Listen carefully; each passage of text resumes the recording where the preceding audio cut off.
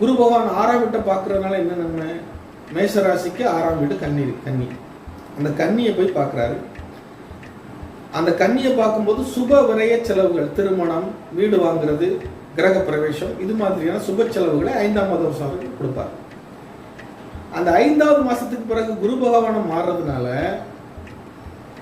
உங்களுக்கு மேஷராசிக்கு குருவினுடைய பார்வை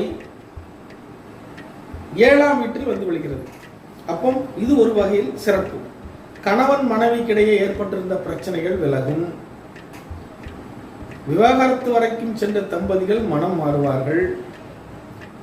இணை பிரிந்து இருந்த வெளிநாட்டில் வசிச்சுட்டு இருந்தவங்க தம்பதிகள் இணைவார்கள்.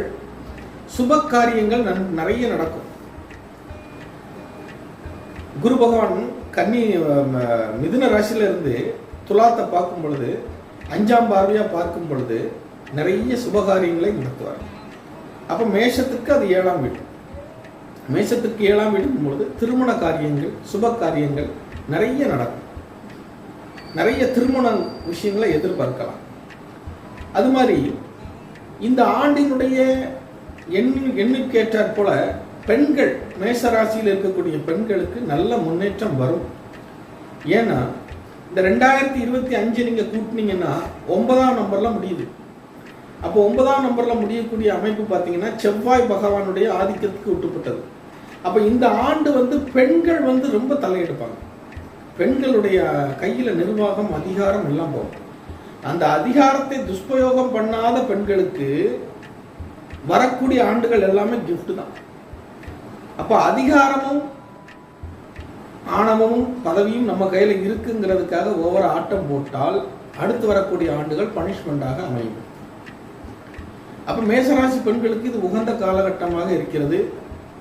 அதிகாரம் உங்கள் கையில், பணபலம் உங்கள் கையில், நீங்க நினைச்ச மாதிரி ஆட்டி வைக்கலாம். ஏன்னா 9ஆம் நம்பர் ஆதிக்கம் என்பது செவ்வாயினுடைய ஆதிக்கம். கோபத்தையும் கொடுப்பார். அதிகாரம் மேலவங்க என்ன ஆகும்? கோபப்பட்டாதான் காரியம் நடக்குமா அப்படிங்கிற ஒரு பிரம்மையை ஏற்படுத்துவார். அந்த கோபத்துக்கு ஆட்படக்கூடாது. அப்படி அந்த கோபத்திற்கு ஆட்பட்டீங்க என்றால் குடும்பத்தில் பிரச்சனைகள், சலசலப்புகள் உண்டாகும்.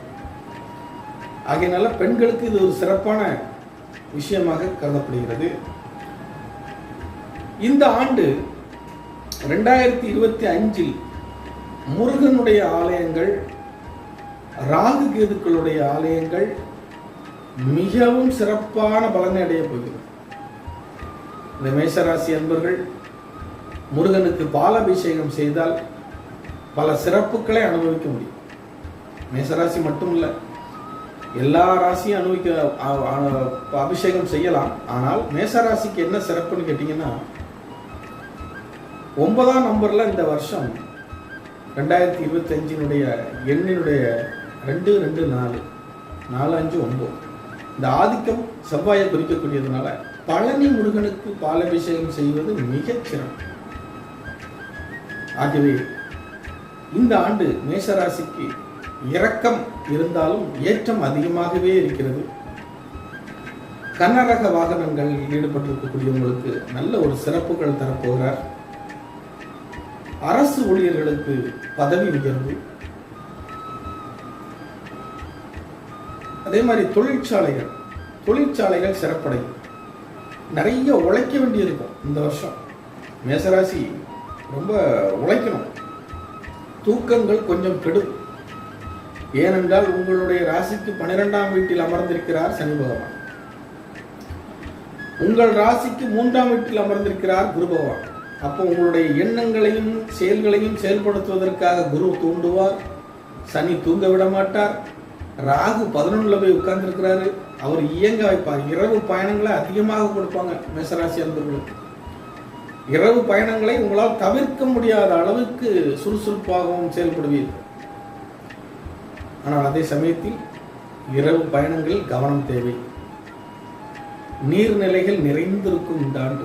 எங்கு பார்த்தாலும் பசுமையான போர்வையை விரிச்ச மாதிரி எந்த ஊரை பார்த்தாலும் பசுமையா இருக்கும். எங்கு பார்த்தாலும் தண்ணி கட்டி கிடைக்கும், பசுமையா இருக்கும், குளிரா இருக்கும், ஜிலு ஜிலுன்னு இருக்கும். சந்திரனுடைய ஆதிக்கம், புதனுடைய ஆதிக்கம்.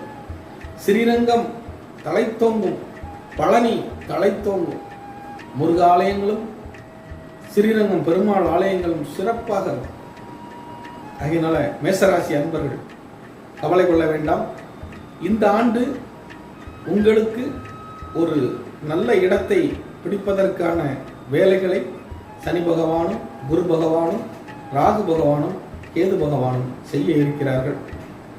சர்ப்ப கிரகங்களை வழிபாடு செய்யுங்கள், முருகனை வழிபாடு செய்யுங்கள், ஸ்ரீரங்கம் சென்று வாருங்கள். சரியான திருப்பத்தை நீங்கள் காண முடியும்.